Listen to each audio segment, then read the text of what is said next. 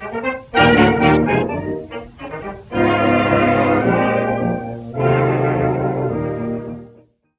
evening.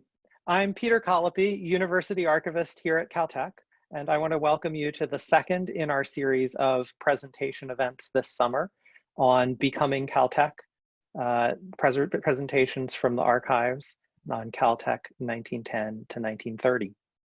On February 10th, 1920, the Throop College of Technology changed its name to California Institute of Technology, recognizing the deep transformation that it was undergoing into an institution engaged in research in science and engineering, as well as in education. A century later, on February 10th, 2020, the Caltech archives opened an exhibition on that history. And about a month after that, we temporarily closed the exhibition as part of adaptation to the ongoing COVID-19 pandemic.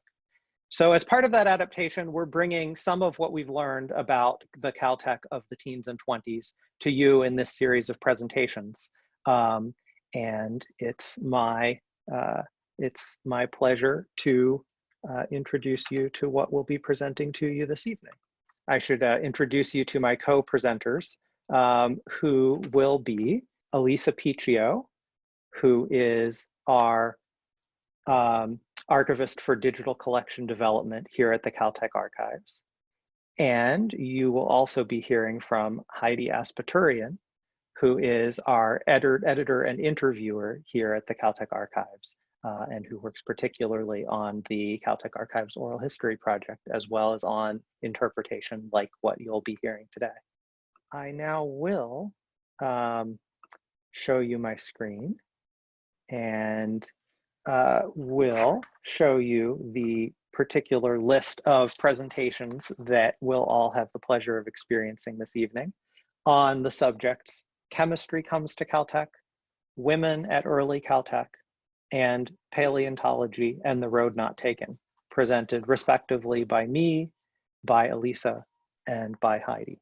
So I'll keep the stage for a moment here with this first presentation on the subject of chemistry at the Throop of the teens and the Caltech of the 20s.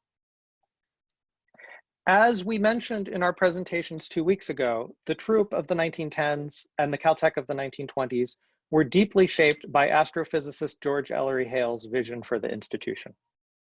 Hale came to Pasadena to found and direct Mount Wilson Observatory, but had just as much influence as a trustee of the local college. Hale's own education had been at MIT, which became a model both for what Throop should be and for what it should not. Among his instructors in 1887 was the young chemist Arthur Amos Noyes, who was only 2 years Hale's senior and had just earned his BS and MS, also from MIT. The two men became friends. At the end of the year, Noyes, like many young American scientists of his time, traveled to Germany to study for his PhD. He conducted research on the solubility of salts in the laboratory of physical chemist Wilhelm Ostwald, and earned his PhD from the University of Leipzig in 1890, the same year Hale earned his BS. Noyes returned to MIT and taught organic, analytical, and physical chemistry, publishing a textbook on each. A characteristic of chemical principles, wrote one of Noyes' students, Linus Pauling, was the use of problems so phrased as to lead the student to derive the basic equations. These books, Pauling continued, have been described as revolutionizing the teaching of analytical chemistry and physical chemistry in America. Noyes also founded the Review of American Chemical Research, which became Chemical Abstracts, still a vital resource today. In 1904, he became the youngest president yet of the American Chemical Society. Noyes' research, meanwhile, concerned the chemical properties of rare elements and incorporating them into chemical analysis. In 1903, Noyes founded the Research Laboratory of Physical Chemistry at MIT, which trained the first MIT students to receive PhDs. Even though he had spent his entire career there, Noyes often found himself at odds with his colleagues, particularly about pedagogy. Engineers should study physics, chemistry, and mathematics, he argued, telling a group of freshmen that without science, quote, you would only be rule of thumb engineers who could imitate but not initiate. Noyes and Hale also agreed that engineers should study the arts and humanities. From 1907 to 1909, Noyes served as acting president of MIT. He left the position frustrated, and Hale began wooing him to come to Troop and build a new research institute together instead. If you chose, wrote Hale, you would be given a free hand to develop the engineering school or to devote yourself entirely to chemical research, simply giving us the privilege of discussing with you the problems encountered in working out the educational scheme. At first, Noyes declined, but in 1913, Hale sweetened the offer. If Noyes would only visit and teach for 2 months, wrote Hale, Troop would build him a new laboratory building. Noyes agreed, and all that remained for Troop was to raise funds. I don't know where this building is coming from, Hale confessed in a letter to his wife. Trustee Charles Warner Gates, who had amassed his fortune in the Arkansas lumber industry before retiring to South Pasadena, pledged $25,000. He soon recruited his brother and business partner, Peter Goddard Gates, to contribute as well. Arthur Fleming, who had donated more to Troop than anyone else so far, pledged another $20,000 for equipment and salaries, but only on the condition that Noyes agree to resettle permanently in Pasadena. College President James A.B. Shearer, who until now had left negotiations to Hale, wired Noyes to urge him to accept the offer, calling it Troop's superlative opportunity. Noyes, though, made a counteroffer.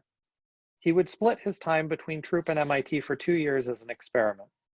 In 1915, the parties agreed on this arrangement. Noyes, a lifelong bachelor, would travel across the country alone by train several times over the next few years. On one visit to Troop, he addressed the school's 91 students on his belief that science was necessary for engineering. Industrial research is not the main opportunity of educational institutions, he told them.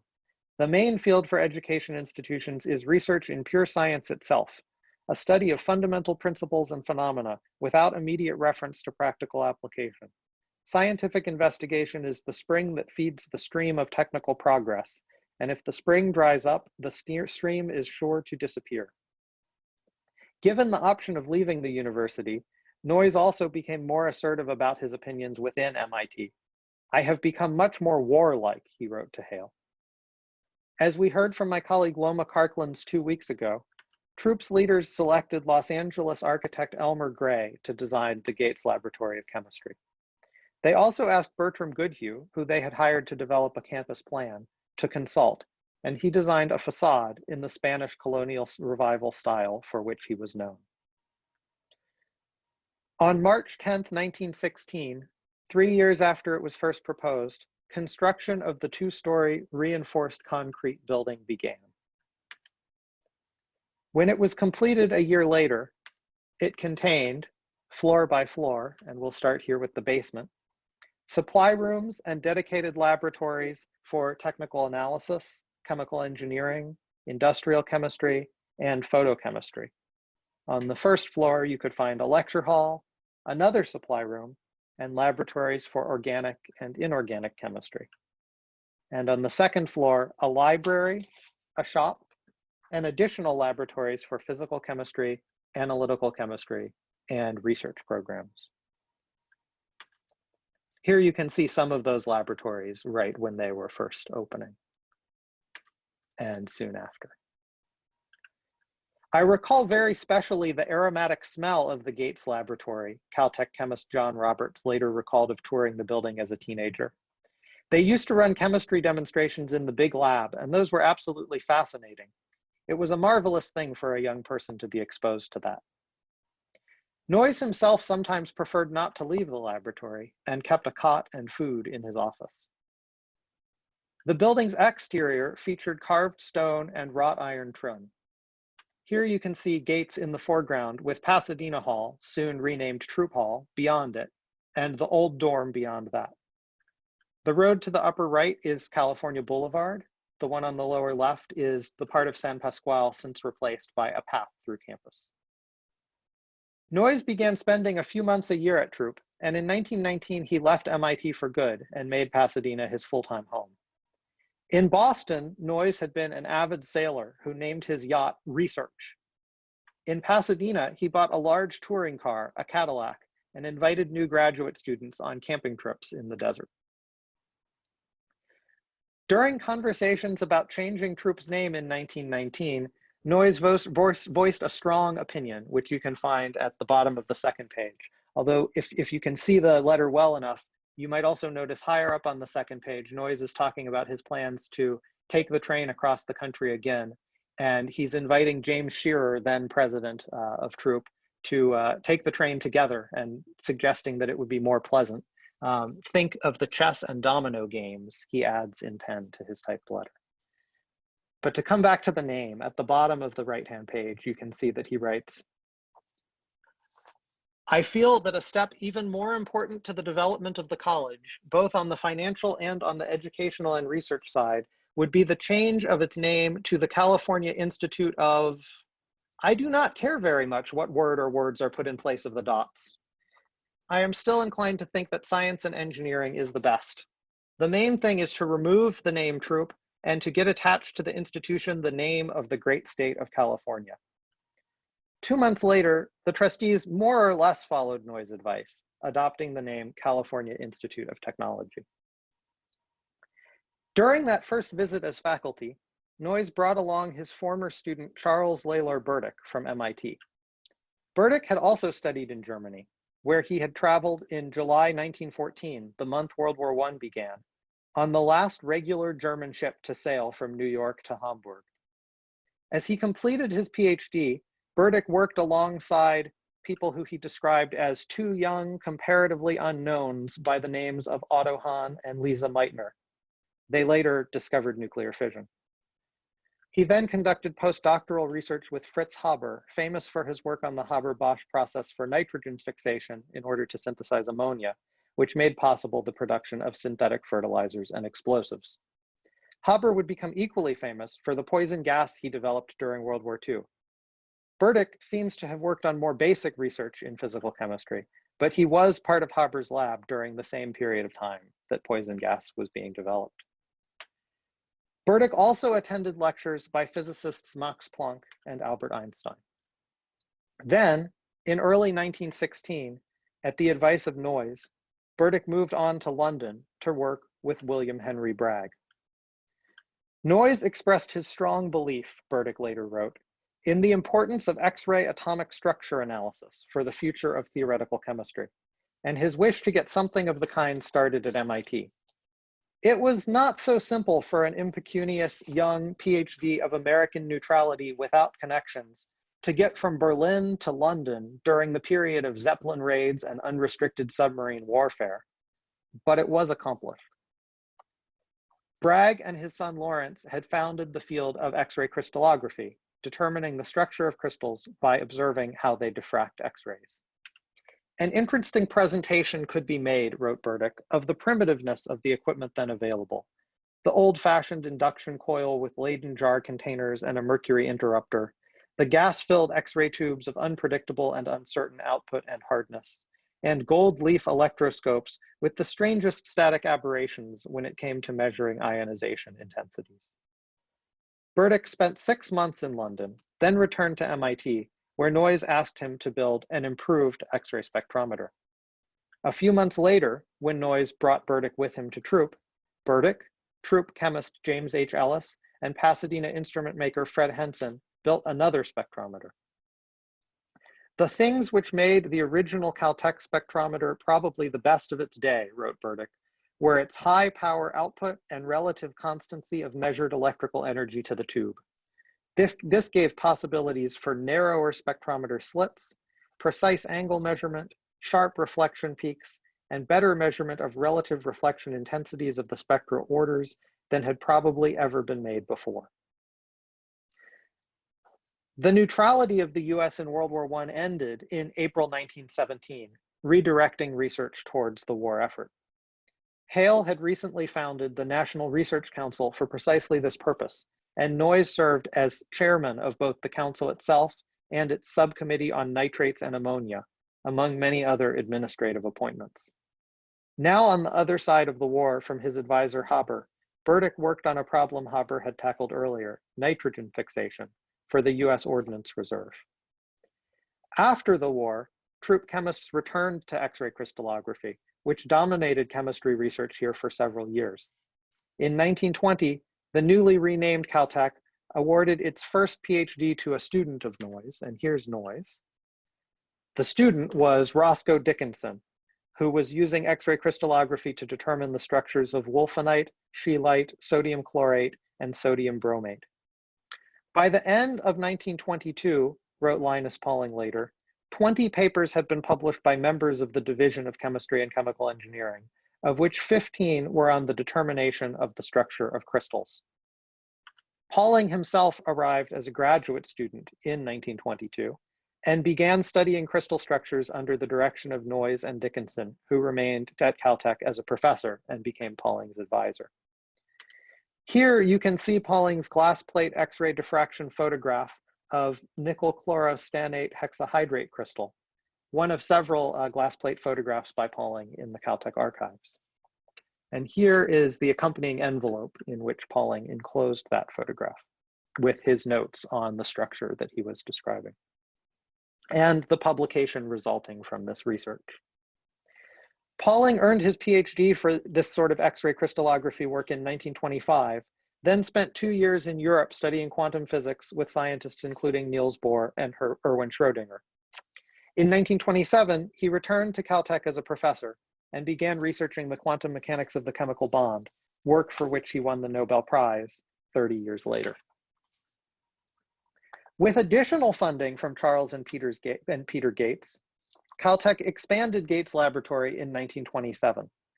Bertram Goodhue had passed away in 1924, but his associates designed an annex that originally contained a new library and additional laboratories, offices, and classrooms. The annex incorporated Byzantine, Native American, Mayan, and Spanish influences into its decoration. Gates' Laboratory of Chemistry remained a hub of research and teaching in the field until the 1971 earthquake left it so badly damaged that all activities in the building had to be relocated. After the earthquake, Gates was slated for demolition. Instead, the Institute elected to save the laboratory for future renovation. Its interior was gutted and the walls reinforced with structural steel. The building remained empty for nearly a decade, awaiting further repair. Then, in 1980, funding from the Ralph M. Parsons and James Irvine Foundations made possible the renovations necessary to convert the former laboratory into an administrative center.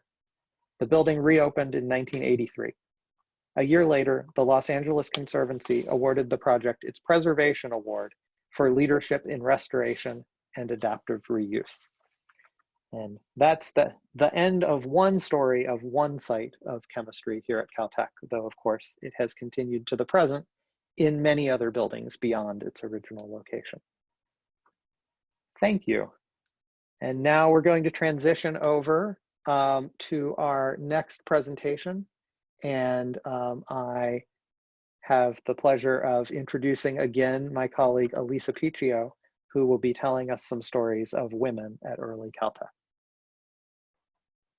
Trupo was initially founded as a co-ed institution, teaching a great variety of subjects, including arts and crafts. In this picture, we see the wood-carving class.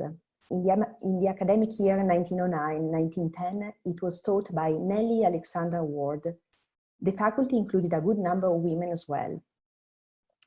With the arrival of James Shearer as president in 1908, the institute focused on mechanical and electrical engineering. Beginning with the academic year 1910-1911, Shearer stopped admitting women as students. He writes to Hale on September 26, 1910. "We have 32 boys and no girls. I found a way quietly to discourage girl applicants, so that this question would seem to have been settled without stirring up the suffragettes. We will have to wait until 1953 for the first female graduate student and until 1970 for undergraduates." And when we look at the bulletin for that year, we see that women instructors have also disappeared. After that, the first female faculty at Caltech will be Jenny Joy Labelle in 1969. After the student and faculty body became all male in 1910, you could find still women on campus in administrative position, but also as trustees. Clara Bradley Burdett was elected troop trustee in 1900. She was invited directly by the other female trustee, Louise Conger. While Conger's term ended in 1907, Clara's Burdett appointment was renewed until 1915. Here we show Clara's Burdett entry in the 1914 Who's Who among the Women of California. She was a Southern California social business and philanthropic leader. She led Women's Society and was founder and first president of the California Federation of Women's Clubs in 1900. She was active in politics, and she was a trustee of many other institutions, both in Pasadena and across the United States. We will have to wait until the 1970s to have the first two women in the Caltech Board of Trustees. There were Mary Scranton and Shirley Hofstadter, elected respectively in 1974 and 1975. Here is Clara's Burdett home in Pasadena. One may call it a mansion, and was typical of Pasadena's upper class. The other women figures on campus were in staff positions. On the troop bulletin of 1911, only two were listed: Gladys Brownson, the librarian, and Inga Howard, who started as the secretary to Dr. Shearer, and then in 1921 became secretary to Dr.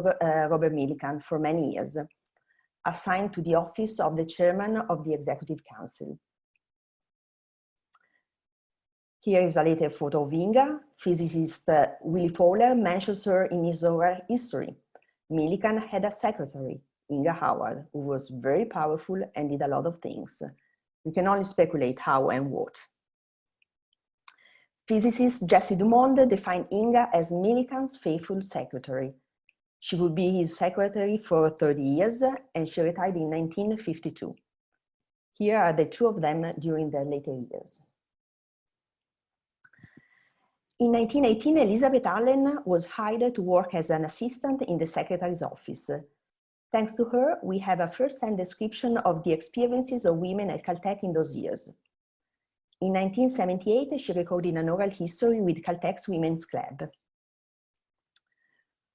World War I was responsible for her arrival at troop. She had been in college when the US entered the war. In the first flurry of patriotism, the boys enlisted, and the girls felt that their education could be delayed for a while. To help the cause, she took a very brief business course, and after a few months, she heard of an opening at Troop College. She applied and was accepted on a trial basis. Miss Brett, the college secretary, initially assigned her to addressing envelopes. Eventually, she was promoted to a position in the main office, which occupied an area to the right of the front entrance to Troop Hall. The office hosted the secretarial and bookkeeping staff, as well as the telephone switchboards and the bookstore. Her duties were varied and, among others, consisted of taking dictation, writing letters for most of the faculty, handling the telephone switchboard, selling books and other supplies to the student body, acting as an information source, and assisting with bookkeeping.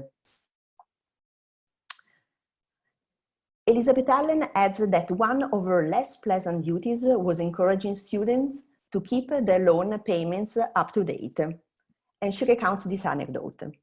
I still remember having to ask one of the students who was going to school during the day and then working at night at the Pasadena Power and Light Department if he could possibly make a small payment on his loan. He was Frank Capra, then a troop student and who later became an award-winning film director. Elizabeth says she had a munificent salary of $45 per month, and this was for an 8-hour day, Monday through Friday and Saturday to noon. She adds that Caltech was a little tight-fisted at the time, under Board of Trustees President Arthur Fleming, who was in the Finance Committee and was, she says, ruling the roost. She also gave us a great photograph of all the female employees listed in the 1919 catalog, which we see here. Only Inga Howard is absent. And here is a photo. To the left, we see Francis Spining, librarian for the whole college. Then Eleanor Clemens, secretary to the registrars Van Burskik. Elizabeth Allen in the middle. Next is the assistant to the recorder, Edna Collins. And last, assistant to the secretary, Grace Sage. And she was the one who told Elizabeth about the job opening. Another oral history that we have about women at Caltech in those years is Eleanor Bedez. She arrived in Pasadena in January 1922, fresh out of Smith College and Cornell University, tired and grimy from 3 nights on the coal burning, jolting Santa Fe from Chicago. She became the first secretary of the new, still unfinished, Norman Bridge Laboratory of Physics. She was invited by Rory Millikan, a close friend of her father, Frederick Bedell, a physicist at Cornell University. Driving to her boarding house on South Euclid Avenue, which was lined with magnificent pepper trees and dripping with the red berries in the January sunshine, Eleanor fell in love with Pasadena on the spot. What a contrast to our New England blizzards. These feelings were reflected well in a popular 1923 song, Home in Pasadena, which goes far beyond the Western Plains to see my home in Pasadena, home where grass is greener, where honeybees hum melodies and orange trees send the breeze. She describes how on her first day to work, she took a rattling electric trolley car down Los Robles and out California Street, no boulevard then, to the end of the line and the end of the pavement at Tournament Park. She then had a first glimpse at the new California Institute of Technology. It was then a small group of buildings, through Paul Gates Chemical Laboratory, Norman Bridge Laboratory, and way off at the corner of Wilson and California, Culberson Hall. Here is her first-hand account of her first day at work and her duties in the department. That first memorable morning, I walked into the Norman Bridge. It was almost completely bare, the concrete still damp and with little or no heat. Ernest Watson took me down the hall to a small office on the right with a desk, a file, a chair or two, and little else, and said, "Miss Bedell, you better go down to Broman's bookstore and buy what office supplies you need." He then took me to a room across the hall and, pointing to a pile of catalogs stacked on the floor, said, "Please arrange and catalog these when we have some shelves." A short time later, Dr. Paul Epstein came into my office and said, "Miss Bedell, I want you to assist me in cataloging and arranging the physics library, which will arrive soon." He pointed to the room adjoining my office, almost completely bare except for a handsome old refectory table from an old Spanish monastery with matching chairs. So began my brief career as a secretary to Dr. Millikan in the Norman Bridge Laboratory. And here is the newly built Bridge Laboratory, which was not very hospitable just yet. In Eleanor's ward, I have vivid recollections of that winter and spring of 1922. Rain and more rain, bridges on the San Gabriel being swept away, flooded streets, and my struggle to keep warm, typing in my trusty fur coat, my feet on burlap sacks, in a vain attempt to keep the cold from penetrating from the still damp concrete floors. As I remember, no heat. But also the challenge of typing scientific papers and letters for the famous Dr. Millikan, and the fun of being the only girl in the building with half a dozen young graduate students asking for dates. And here she is in this group photograph from 1922. She herself tells us about the day that the picture was taken. One sunny spring day, the Norman Bridge Laboratory was formally dedicated in ceremonies on the steps of the laboratory, attended by Dr. Norman Bridge himself. One day, all of the staff of the laboratory, including Dr. Millikan and Dr. H.A. Lawrence, gathered on the steps for a photograph, which I think still hangs on the landing of the Norman Bridge between the first and second floors. It is easy to spot me in the photograph, the only girl. The beautiful collie dog in the front belonged to Bob Burt, my future husband. His name was Buddy. And in the 1920s, Caltech gets more employees, and by 1930, the number of women in the staff has risen to 15 in administration. They are all listed here with their functions. In addition, 2 women work as technicians in biology. After 1930, the bulletin stops listing staff, so we know less. But we do see a few women in department or laboratory group photos encircled by many men. As in this photo of the physics department taken during Albert Einstein's visit to Caltech in 1931, where administrative assistant Helen Granda actually gets a rather prominent spot. And here she is, surrounded by the who's who of physics at Caltech. Both Elizabeth Allen and Eleanor Bedell married Caltech scientists, respectively Ernest Swift, professor of analytical chemistry, and Robert Burt, research fellow in physics. Soon after marrying, they quit their job as it was customary at the time. But they remained active in the Caltech community as member of Caltech's Faculty Women's Club. That organization had been bringing together the spouses of faculty and research staff since 1916. It was started by Mrs. W.H. Adams with the name of Two Ladies Club. It is still very active today as Caltech's Women Club. And in time, both Elizabeth and Eleanor became club presidents. For many years, the Faculty Women's Club met regularly on the first Wednesday of every month at 3 p.m. for tea in members' home from October through June. Then in the Culbertson Hall basement, or sometimes up above in the auditorium if there were lecturers. And finally, after the Athenaeum was built in 1930, the club began meeting there.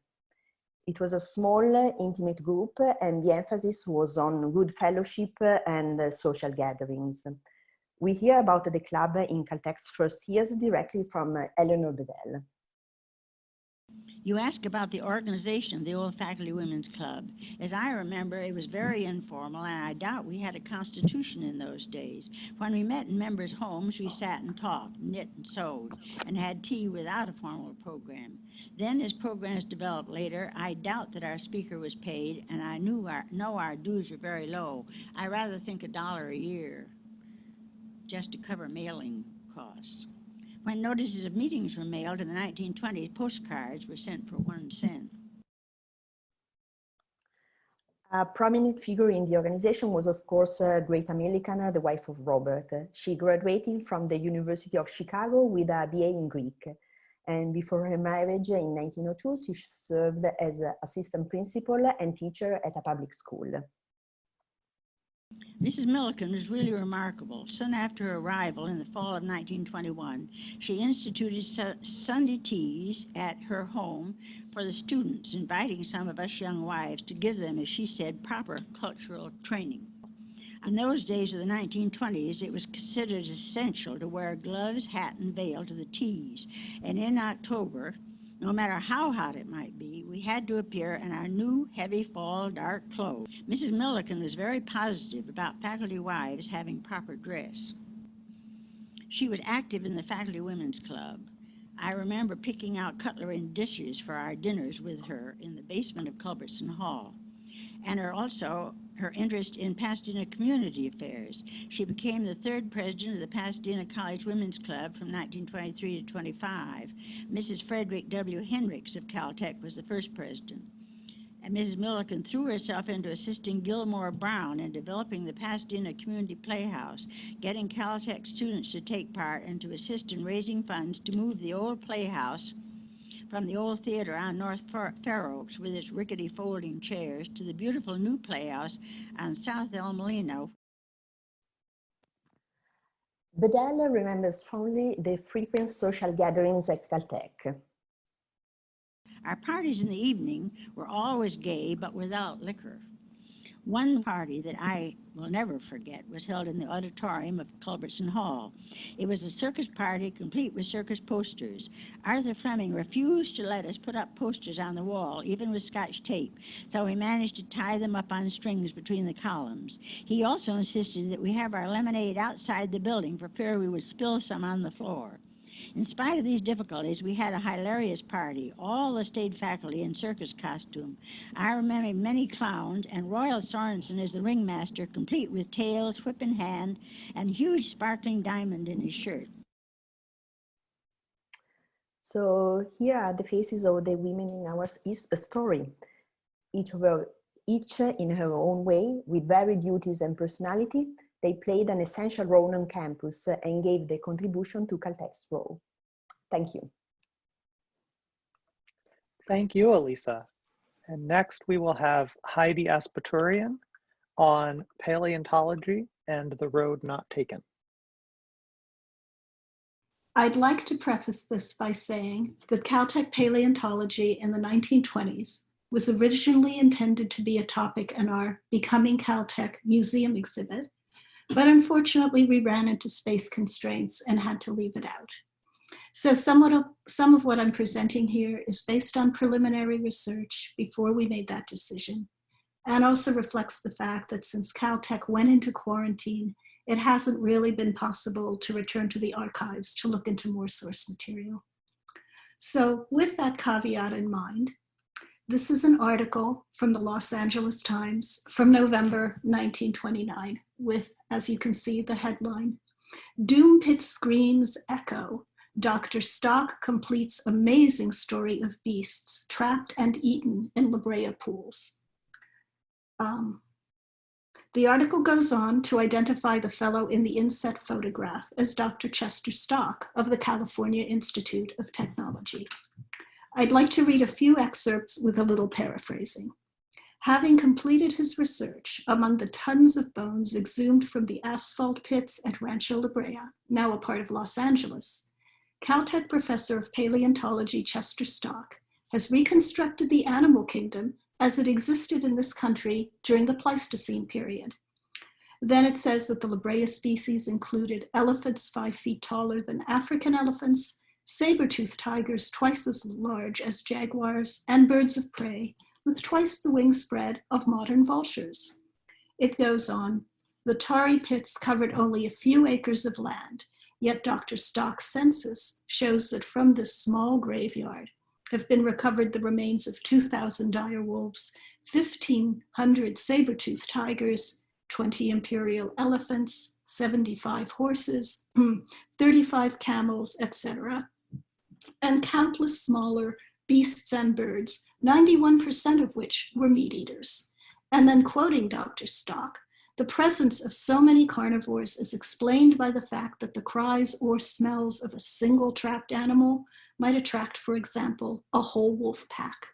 If the pack went in to feed on the victim, its members would become trapped, and in this way, the presence of so many carnivores is accounted for.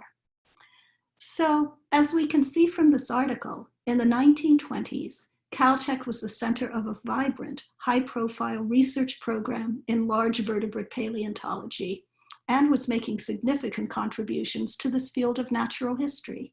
Chester Stock, this is a photo of him in later years, presumably with 2 of his favorite skeletons, had a worldwide reputation in paleontology circles, owing in large part to his Rancho La Brea research. Throughout this time and in the decades afterward, he also taught large popular classes at Caltech, attracted many graduate students, and served as senior curator, then chief curator of science at what is today the Los Angeles Natural History Museum. In 1946, he was named chair of Caltech's Geology Division, a position he held until he died unexpectedly in 1950. And then, like many of the incredible creatures it studied, Caltech's program in vertebrate paleontology basically went extinct, to the point where we hear surprisingly little about it today. I'm going to talk a bit about how this program originated, some of its accomplishments during the 1920s, how it ended, and its unexpected legacy decades later. Chester Stock earned his PhD in 1918 at UC Berkeley. We have a photo of him here. He's the student at the far left, doing field work in Oregon for his PhD. His advisor was John Merriam, a leading American paleontologist who would play an important role in establishing Caltech's own geology program in the 1920s.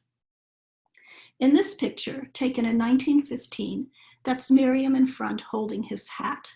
Stock is to his right. On Merriam's left is John Bawalda, who became the first head of Caltech's geology division in 1925. A year later, Bawalda persuaded Stock, who was by then a professor of paleontology at Berkeley, to come to Caltech. By the time he joined Caltech's faculty, Stock had already been heavily involved for several years in the asphalt pool excavations at Rancho La Brea. This is how the tar pits looked in the early 1920s. They're located in what is today the Los Angeles Mid-Wilshire district, and they're one of the few still active paleontology excavation sites right in the middle of a big city. These next photos show excavation work underway in the early 20th century, along with some freshly unearthed bones. Stock came to Caltech with the assurance that he could continue his research activities with the Los Angeles Museum, today the Los Angeles Natural History Museum, where he served as a consultant throughout the 1930s. In 1930, he authored the museum's first scientific publication, as you see here, Rancho La Brea, a record of Pleistocene work in California. It was the first detailed scholarly account of the tar pit excavations and the animals recovered there. Here are two of its illustrations: the skeleton of a dire wolf and one of a giant ground sloth. The giant sloth, a relatively benign herbivore among all the Southland meat eaters, seems to have been a personal prehistoric favorite of Stock's. They were the subject of his first publications while he was still a graduate student. Today, the amazing fossils from Stock's La Brea excavations are housed in what is basically their own museum, the George Page Museum, which is part of the LA Natural History Museum complex. It overlooks the tar pits, and its exhibits attract many thousands of visitors annually. Along with his work at Rancho La Brea, Stock and his Caltech students carried out excavations in Nevada, Mexico, and elsewhere in California. This photo shows a group of those students out on a paleontology field trip in 1927. I did not find records about Caltech students working in the 1920s at Rancho La Brea, although it certainly seems reasonable to assume that they visited the site and they undoubtedly had access to the fossils. I did find letters that Stock wrote in 1928 to Robert Millikan, Caltech's chief administrator, describing an excavation that his students are currently doing on Santa Rosa Island off the coast of Southern California. I can't quote directly from the letters because unfortunately I didn't make copies, but basically Stock writes, and you can tell that he is pretty excited, that the students have discovered several skulls and tusks of what appears to be a new kind of prehistoric mammoth, one distinctly smaller than its giant mainland counterparts. He tells Millikan that of course it will take more study to draw firm conclusions, but that in his opinion, this could be a significant find. In 1935, he published a detailed report in the Science Monthly, summarizing his analysis of the fossils uncovered by the Caltech students. These pages from that article show, up at the top, a map of the excavation site on Santa Rosa, and down below, they illustrate the size of the Santa Rosa mammoth skull compared to a mainland mammoth. Stock describes these specimens as a new species of dwarf or pygmy mammoth, unique to North America. He has named the new species Mammutus exilus, exiled mammoth, because he speculates its special characteristics developed after the mammoths became permanently cut off from the mainland. It would be nearly 70 years before a nearly complete pygmy mammoth skeleton was finally excavated on Santa Rosa. That skeleton is now on display at the Santa Barbara Museum of Natural History, as we see here, along with a graphic showing the mammoth's average size relative to humans. No one from Caltech was involved in that excavation, however. By then, the Institute's large vertebrate paleontology program was history. There are probably numerous reasons why the program went into decline. The Depression and then World War II limited both funding and personnel for paleontology studies and offered few academic opportunities for ambitious PhD graduates. A number of Stock students did go on to highly successful careers, but mostly in other fields, particularly petroleum geology. And there was the crucial fact that after Stock's untimely death in 1950, no designated faculty member was left at Caltech to carry on his work. Robert Sharp, who succeeded Stock as head of Caltech's geology division, looks back on this period in his 1981 oral history. He says, "We made an honest effort for 7 years to try to find a vertebrate paleontologist. I finally said, we're never going to find the right person. It is clear that Caltech is not a good place for the field. Even biologists don't give a hoot for vertebrate paleontology." Soon after Stock died, the Natural History Museum had begun sounding out Caltech about acquiring his extensive collection of fossils and research materials. In 1957, Sharp finally sold nearly the entire collection to the museum for $100,000. So what remains today of Caltech's original paleontology program? There is this magnificent saber-toothed cat skeleton, which is now on permanent display in the Caltech Arms Laboratory of Geological Sciences. And there is a twist to this tale. The $100,000 that the geology division received for Stock's fossils was earmarked for a new program in the largely unexplored field of geochemistry. A few years earlier, to jumpstart the program, Caltech had essentially staged a raid on the University of Chicago and hired away nearly all of its bright young geochemistry faculty, who of course started calling themselves the Chicago Mafia as soon as they arrived in California. The money from selling the fossils went to create laboratory facilities for Sam Epstein, who did groundbreaking work on ancient oceans, ancient climates, and the origin and composition of meteorites; Gerald Wasserberg, who went on to direct Caltech's lunatic asylum for the study of the Apollo mission moon rocks; Claire Patterson, who established the age of the Earth at 4.65 billion years and led a relentless crusade against environmental lead pollution. His efforts ultimately produced a nearly worldwide ban on lead in gasoline and helped convince US lawmakers to pass the Clean Air Act. And there was this scientist. Heinz Lowenstamm was an invertebrate paleontologist who studied the marine organisms associated with coral reefs, but his scientific accomplishments ran the gamut, from paleontology to geology to evolutionary biology. At Chicago, he had worked mostly in geochemistry, but when he came to Caltech, he asked to be called a paleoecologist, studying the interplay between ancient life forms and their environments. When people asked him what that meant, this was, remember, still the 1950s, he said he was a professional beachcomber. In the early 1960s, Lowenstamm made the discovery that a mollusk-like sea creature called a chitin has teeth made of magnetite, an iron-containing magnetic mineral that was supposedly found exclusively in rocks. The idea that an animal could have a mouthful of biological magnets seemed so incredible that the scientific community didn't know what to make of it. However, when magnetic sensing bacteria were discovered and also found to be making their own magnetite, a new generation of ambitious young researchers took up the study of what is now called biomagnetism. They began by asking whether biomagnetism could help solve the age-old mystery of where migratory animals get their well-known homing instincts.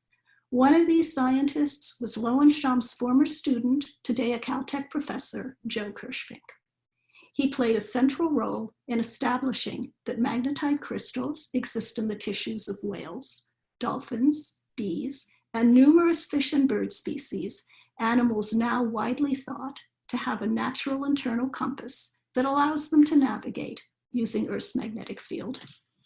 Lowenstamm and Kirschvink's work helped lay the groundwork for what is today Caltech's thriving interdisciplinary program in geobiology.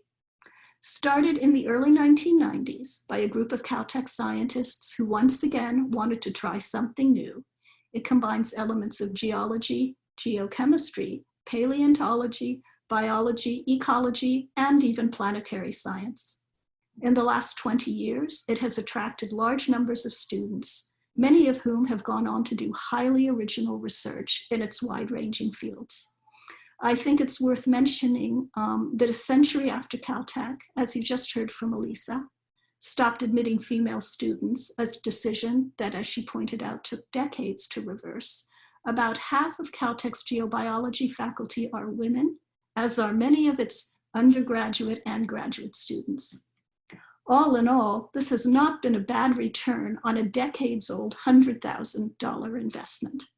To trace all these developments back to the sale of Caltech's fossil collection is probably stretching a point for the sake of a good story. But I think a good case can be made that the Institute's original paleontology program never did completely die out. Rather, it reinvented itself, evolving in some sense from this to this. And in the process, as often happens with evolution in nature, it took on a radically new form. I'd like to finish by saying that the subtitle of this talk, The Road Not Taken, comes from the title of a poem by the American poet Robert Frost. He describes how he came to a fork in the road and had to choose which way to go. He says, "Two roads diverged in a wood, and I took the one less traveled by, and that has made all the difference."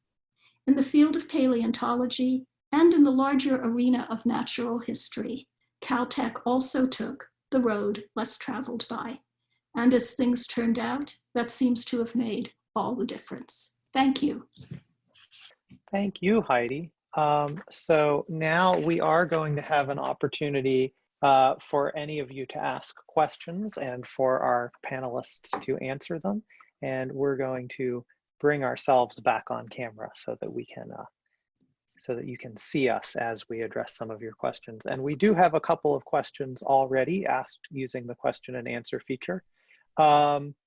So the first one is whether we're going to reopen our Becoming Caltech exhibit in the Beckman Institute. And the answer to that question is yes. We don't know exactly when yet. It of course depends on the recovery of society generally from this period of pandemic and of Caltech's campus in particular. But once we do, we will certainly make sure that that is information that's out there on the Caltech website and on various email lists to which you might have subscribed. And so we will welcome all of you to see the exhibit. And one of the things we've been thinking about in preparing these presentations is making the content a bit different from the exhibit itself so that you really will get a different set of information, a different experience, and see a different set of objects from coming and visiting us than you have received from these presentations. We have another question which might be for me because it's about a chemistry building, so I'll take a shot at it, but I encourage everyone to please ask questions of my co-panelists who have just given us these wonderful presentations. This other question is, when and why was Krellin built? And so the short answer is in the late 30s, so it falls outside of our period that we've been focusing on from 1910 to 1930, but not very far outside, I think 1937.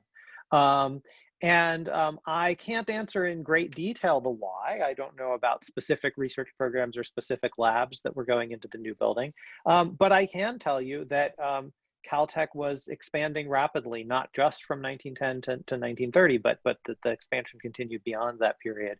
And new buildings, of course, continue to be built up to today to accommodate kinds of research that require more space, as well as student life and all the other needs for space on campus. So the chemistry division, by the time it lost Gates in 1971, had several other buildings that could sort of pick up the slack of that earthquake damaged one. We do have so we have one of what I started calling 2 weeks ago our Stump the Archivists questions, a question that takes us in a little bit different direction from our presentations, but that we will take our best stab at. And this is a question about the origins of dorms on campus, and specifically about which of the houses came first. So I'm going to see if any of my co-panelists wants to take a first stab at that one. They're leaving it to me. Okay, so so there started being dorms on campus before the current campus. From Troop's origins in 1891, it had student housing, originally in what's now Old Town Pasadena, and then on its second campus north of Memorial Park in Pasadena, and then on its third campus where we still are today. There was student housing throughout this history. The main housing for quite a while was a building that you saw in one photograph that was a wood building that came to later be called the Old Dorm. And when it was built, it was just the dormitory. There was only one. The houses come, again, just outside our period in the early 1930s. Caltech starts developing this model of having distinct houses. We have, a great comment from our colleague Loma Karklins in the chat. So this campus begins dorms in 1915 with the Old Dorm, which was actually moved from the prior campus. The South houses built in 1931 as a group. The North houses completed in the early 1960s. We have a question that's an easy one for us to answer. About the influenza epidemic of 1918. And it's an easy one for us to answer because we discussed that in our presentations 2 weeks ago. And so I can point our whole audience to a web page. I will put the link in the chat here. And if you go to this web page on the Caltech Library website, you will find a list of our agendas for our presentations going forward, but you will also find links to YouTube for our previous presentations. And so on the 1918 flu, you'll find a presentation from 2 weeks ago with a link to YouTube. Very briefly, yes, there was a lot interesting about the 1918 flu. I think that the bottom line was that Troop confronted the flu during a somewhat unique moment in its history, in that the campus itself had just weeks earlier militarized for World War I. All of the students were enlisted in the Army. They were living in barracks. It was a completely different sort of campus situation than it had been before or since. And so the pandemic was sort of handled as a military event, where there were hospital facilities developed on campus on a military model. We do have another question about paleontology in the chat that I'm going to ask Heidi to have a look at. I'll read it. Regarding Sharp being unable to find a suitable professor in paleontology, do we believe that was due to the field of paleontology declining for some reasons, or perhaps the brightest people not going into the field, or something about the Caltech culture, or some other reason? So thank you, Jim Simmons, for that question. Heidi, what do you think? I think the answer is probably all of the above. Sharp goes on to say at some point in his oral history that a couple of different paleontologists had come to Caltech. They did not feel they had a like-minded community of scholars to support them. And so they ultimately left for what they probably thought as would be a more conducive environment. The other thing is that so much of the impetus in biology, particularly at that time, was turning to molecular biology. And paleontology, I think in some ways, was seen academically at that time as an evolutionary dead end, a bit ironically. Of course, it revived in later years in different forms with scientists like Lowenstamm, and of course, all the research into the dinosaurs and so on. But as far as Caltech was concerned, they decided there was no future for it there. Does that help? I think that was great. Thank you. Do we have any other questions we can take a stab at? Let's see.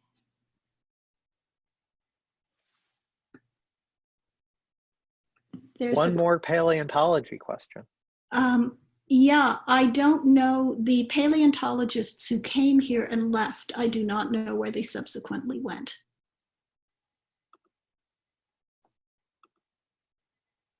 Yeah.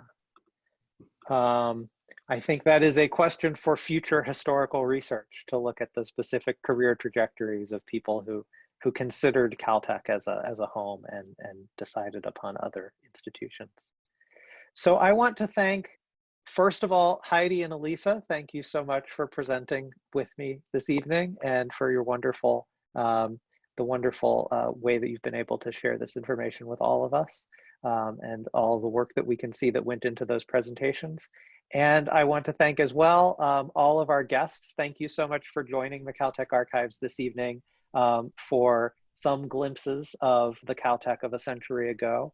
I want to invite you to please have a look at that link where you will see our plans for our 4 additional forthcoming sessions, 2 of which will include special guests. So we'll continue to have staff of the archives presenting, but we'll have some other historians of science from the Caltech community presenting as well. And I look forward to seeing many of you again in 2 weeks for another look at this period of Caltech's history. Thank you very much. And just wanted to add, please. Oh no, thank you so much to the Academic and Media Technology for the wonderful technical support that they gave us. Seconded. Here, here.